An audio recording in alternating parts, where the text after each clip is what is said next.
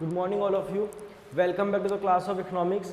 देखो हम लोग बजट चैप्टर पढ़ रहे थे और लास्ट टॉपिक जो मैंने आपको कराया था वो था बच्चों अपना टाइप्स ऑफ बजट। आज की क्लास बड़ी इंपॉर्टेंट है, ध्यान से देखना बेटा। एक टॉपिक आता है बच्चों अपना बजट डेफिसिट। बजट डेफिसिट और ये सिंपल होता है। देखो डेफिसिट का मतलब आपको पता है सर, डेफिसिट का मतलब क्या था? जब हमारा एक्सपेंडिचर ज़्यादा हो, हमारी रिसिप्ट्स कम हो। तो यहाँ भी मैंने ऐसा ही लिखा, जब हमारी एक्सपेंडिचर ज़्यादा हो, हमारी रिसिप्ट्स कम हो, तो वो कहलाता है बजट डेफिसिट। मतलब when total expenditure is more than the total receipts. तो अगर इसका फॉर्मूले की बात करूं तो फॉर्मूला क्या होगा इसका?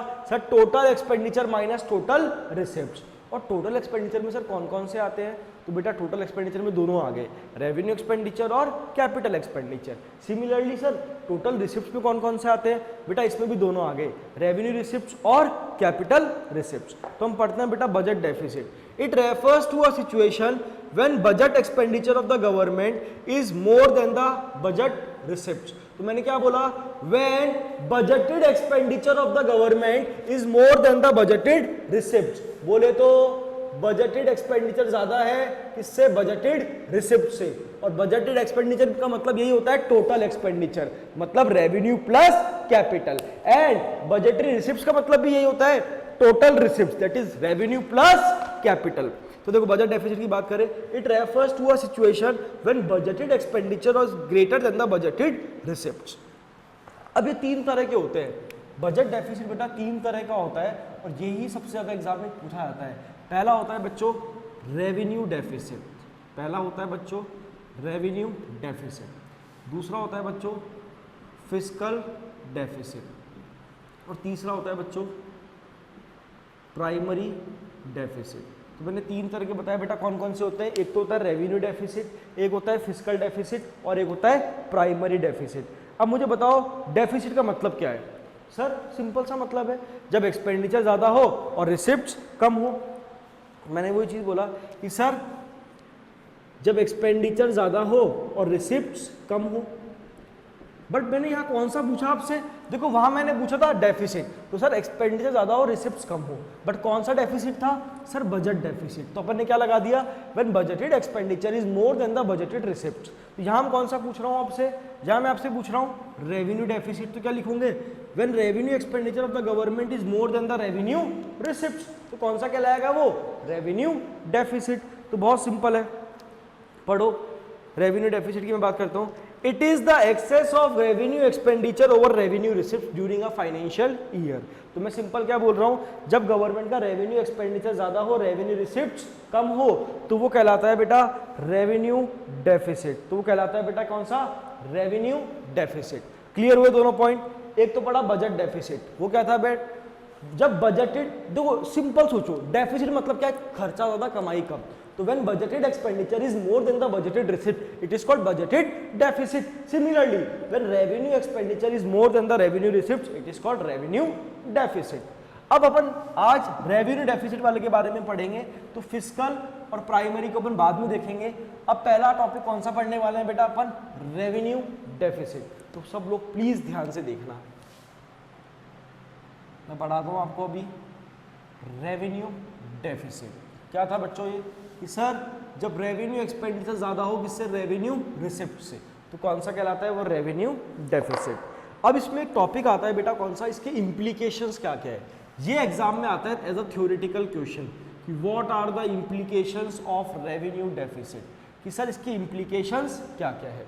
देखो डेफिसिट का मतलब क्या है? गवर्नमेंट फायदे में है या नुकसान में है? बताओ सर। डेफिसिट का मतलब है गवर्नमेंट नुकसान के अंदर है। उन्होंने पहला पॉइंट यही लिखा। पहली चीज, रेवेन्यू और कैपिटल दो अलग अलग वर्ड होते हैं। रेवेन्यू का मतलब होता है करंट, जो हमारा रेगुलर नेचर का चल रहा है। तो देखो पहला इंप्लीकेशन क्या है? The revenue deficit includes only those transactions that affect current income and expenditure of the government, that affect current income and expenditure of the government. तो देखो तो इन्होंने क्या बोला कि सर रेवेन्यू डेफिसिट उन्हीं ट्रांजैक्शन को इंक्लूड करता है जो गवर्नमेंट की करंट इनकम एंड एक्सपेंडिचर को अफेक्ट करता है। तो क्या लिखा, the revenue deficit includes only those transactions that affect the current income and expenditure of the government. अब दूसरा पॉइंट देखना, देखो डेफिसिट का मतलब मैंने आपसे पूछा गवर्नमेंट फायदे में है नुकसान में है? सर लॉजिकल बात है, कमाई कम खर्चा ज्यादा, तो गवर्नमेंट तो डिससेविंग में खड़ी है। तो सेकंड पॉइंट यही बोलता है, ये क्या बोलता है, revenue deficit implies that government is in dissavings. अब गवर्नमेंट कहां पर खड़ी है बेटा, डिससेविंग में, तो गवर्नमेंट को पैसे तो चाहिए, तो गवर्नमेंट कहां से लाएगी पैसा, तो सर अब गवर्नमेंट दूसरे सेक्टर से पैसा उठा के लाएगी। तो देखो उन्होंने ये बोला revenue deficit implies that government is in dissaving and using up the savings of, मैं सारा याद करा दूंगा, रुक जाओ, using up the savings of other sector of the economy. Sir ये अदर सेक्टर कौन सा है बोले तो दिमाग लगाओ, दो ही कमाई के सोर्स है, या तो आरआर या सीआर, या तो रेवेन्यू रिसिप्ट या कैपिटल रिसिप्ट। तो सर अदर सेक्टर कौन सा हुआ, सर कैपिटल रिसिप्ट। तो शुरू से देखो हम पढ़ रहे हैं बेटा इसके इम्प्लीकेशंस, किसके, रेवेन्यू डेफिसिट के। तो हम इसमें उन्हीं ट्रांजैक्शन को इंक्लूड करते हैं जो गवर्नमेंट की करंट इनकम एंड एक्सपेंडिचर को अफेक्ट करते हैं। यहां मैंने बताया ये क्या इंप्लाई कर रहा है, सर इसका साफ साफ मीनिंग है गवर्नमेंट कहां खड़ी है, government is in dissavings, therefore it is using up the savings of other sector of the economy. आराम से पहला पॉइंट क्या था, sir it includes only those transactions that affect current income and expenditure. और ये क्या इंप्लाई कर रहा है कि गवर्नमेंट इज इन डिससेविंग्स, इसलिए वो किसकी हेल्प ले रही है, other sector of the economy.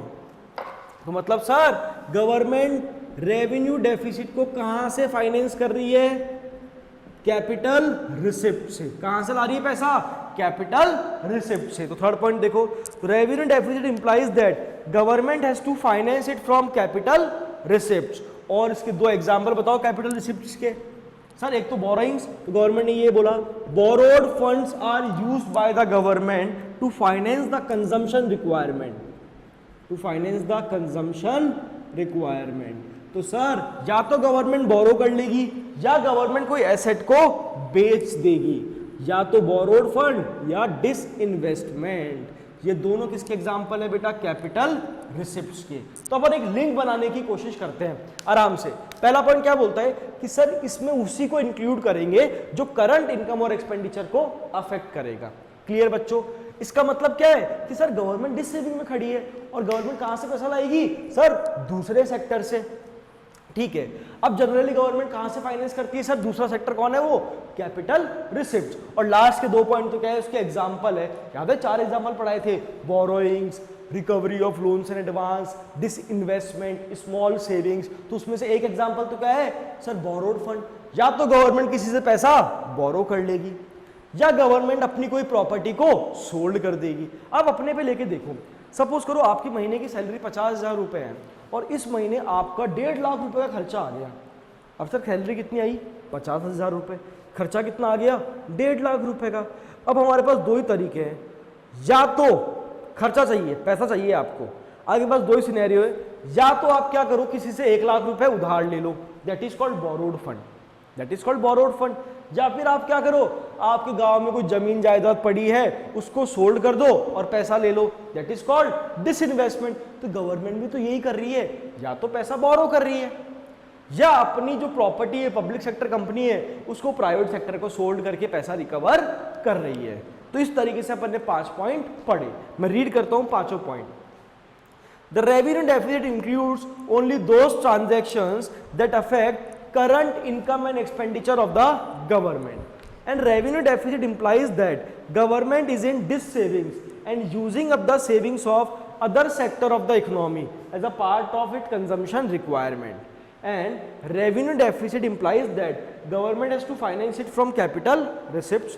Fourth point, borrowed funds are used to finance the consumption requirement of the government, and the government often resort to the dis-saving, that is sale of its public sector enterprises to the private sector तो ये अपन ने पढ़ा revenue deficit, क्या था बेटा, revenue expenditure minus revenue receipt, और पढ़े बेटा इसके इम्प्लीकेशंस। तो आई होप आपको पांचों पॉइंट क्लियर हुए होंगे।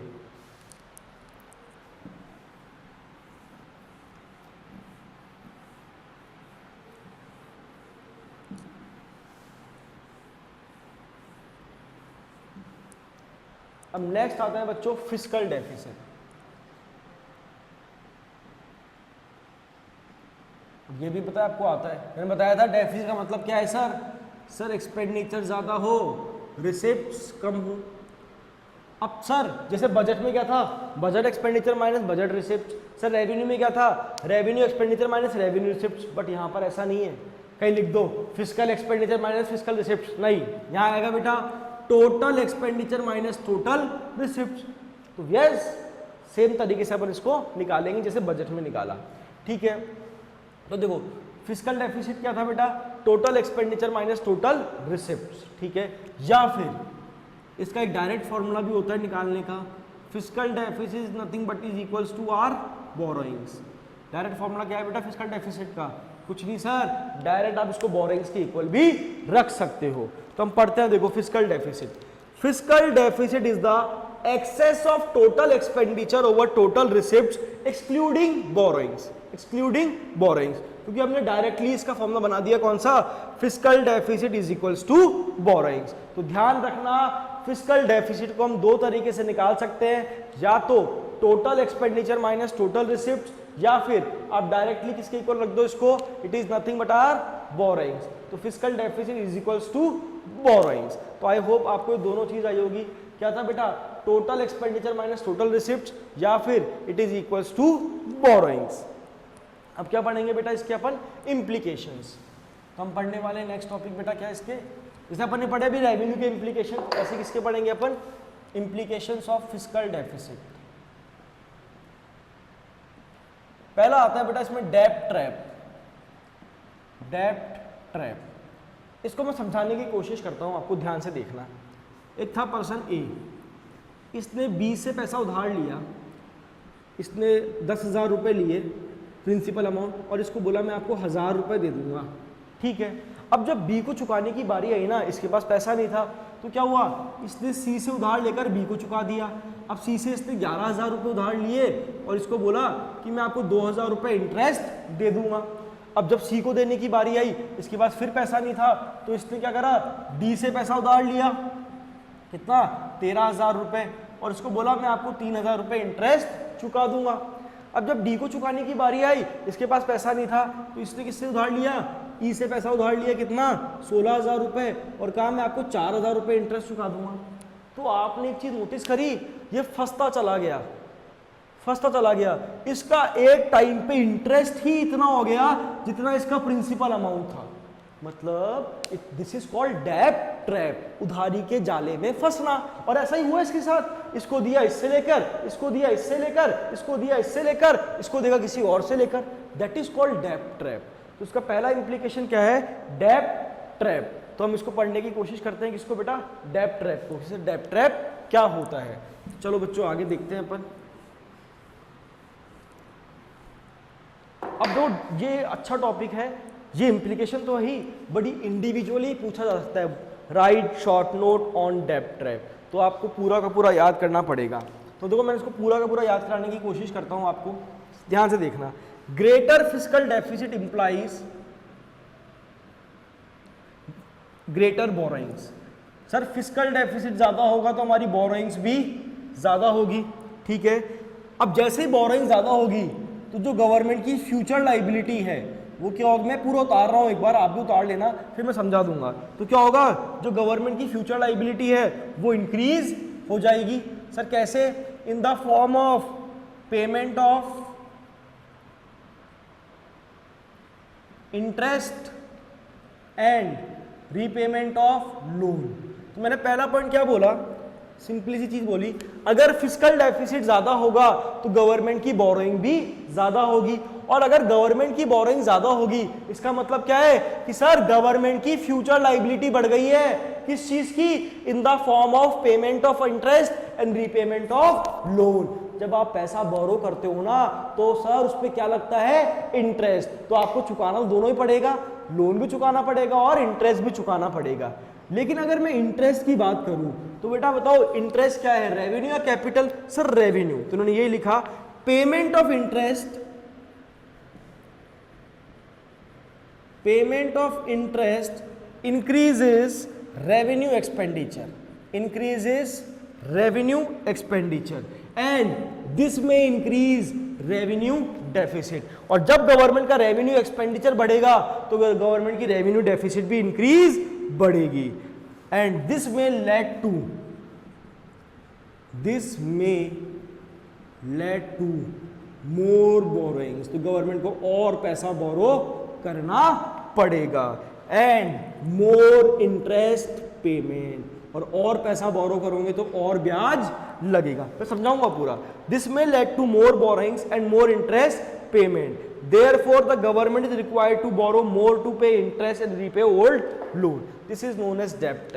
अब पूरा लिंक समझना, फिस्कल डेफिसिट ज्यादा होगी तो गवर्नमेंट की बोरोइंग भी ज्यादा होगी, और बोरोइंग से क्या हो रहा है, गवर्नमेंट की फ्यूचर लायबिलिटी बढ़ रही है, किस चीज की, sir payment of interest and repayment of loan. पहला पॉइंट समझो कि सर फिस्कल डेफिसिट ज्यादा, बोरोइंग भी ज्यादा, बोरोइंग से हुआ क्या, गवर्नमेंट की फ्यूचर लायबिलिटी बढ़ गई in the form of payment of interest and repayment of loan. अब सर जो इंटरेस्ट है वो क्या है, रेवेन्यू एक्सपेंडिचर, तो payment of interest increases the revenue expenditure of government, और जब रेवेन्यू एक्सपेंडिचर बढ़ेगा तो गवर्नमेंट का रेवेन्यू डेफिसिट भी बढ़ेगा, और रेवेन्यू डेफिसिट को फाइनेंस करने के लिए हम पैसा कहां से लाएंगे, सर बोरोइंग्स, कैपिटल रिसिप्ट, तो गवर्नमेंट और पैसा बोरो कर लेगी, और जैसे ही गवर्नमेंट और पैसा बोरो करेगी तो और इंटरेस्ट लग जाएगा, दिस इज कॉल्ड डेब्ट ट्रैप। मतलब पहले वाला तो चुकाया नहीं, उसको चुकाने के लिए हमने और बोरो कर लिया तो हमें और इंटरेस्ट लग गया। अब मैं पूरा रीड करता हूं लिंक के साथ। Greater fiscal deficit implies greater borrowings. This increases the future liability of the government in the form of payment of interest and repayment of loan. And payment of interest increases the revenue expenditure of the government. And this may increase the revenue deficit. और उसी के साथ साथ क्या बढ़ रहा है हमारा revenue deficit. And this may lead to more borrowings and more interest payment. Therefore, the government is required to borrow more to pay interest and repay old loan. तो गवर्नमेंट को और पैसा बोरो करना पड़ेगा इंटरेस्ट चुकाने के लिए और लोन चुकाने के लिए, एंड दिस इज कॉल्ड डेब्ट ट्रैप। और इसको क्या बोला गया है बेटा, डेब्ट ट्रैप। तो आई होप आपको पहला इंप्लीकेशन समझ में आया होगा बच्चों, क्या था वो, डेब्ट ट्रैप। आगे चलते हैं बेटा।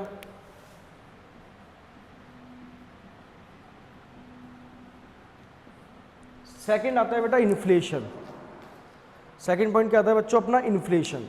देखो इन्फ्लेशन का मतलब होता है प्राइसेस का बढ़ना, इन्फ्लेशन का मतलब होता है बेटा प्राइसेस का बढ़ना, ठीक है।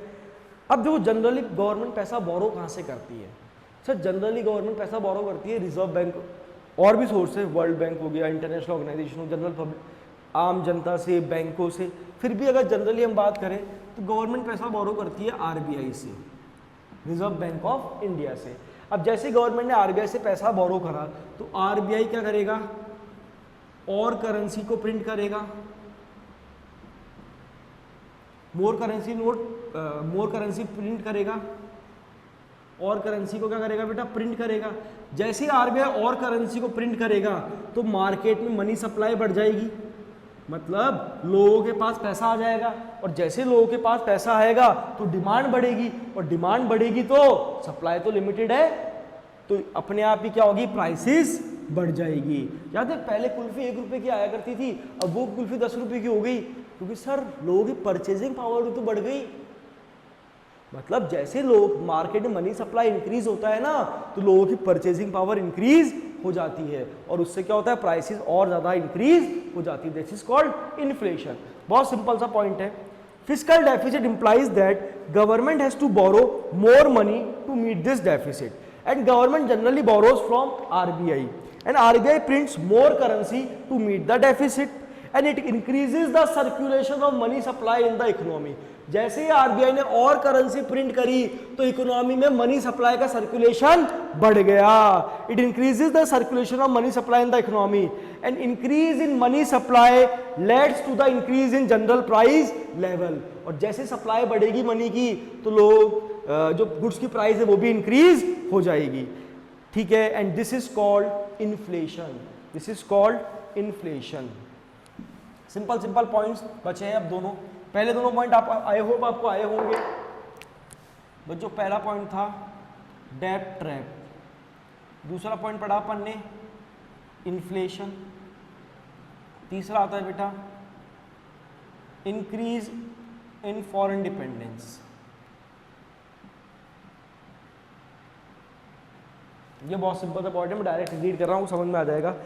देखो गवर्नमेंट क्या होता है, रेस्ट ऑफ द वर्ल्ड से भी पैसा बोरो करती है, और जैसे हमने रेस्ट ऑफ द वर्ल्ड से पैसा बोरो करा तो हम किस पे डिपेंड हो गए बेटा, फॉरेन गवर्नमेंट पे.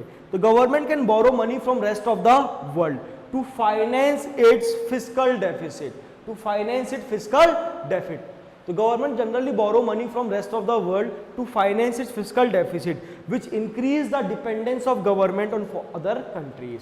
और जैसे ही हम रेस्ट ऑफ द वर्ल्ड से पैसा बोरो करेंगे तो हमारी कंट्री, हमारी गवर्नमेंट किस पे डिपेंड हो गई बेटा, foreign government pay. Which increase the dependence of government on other countries.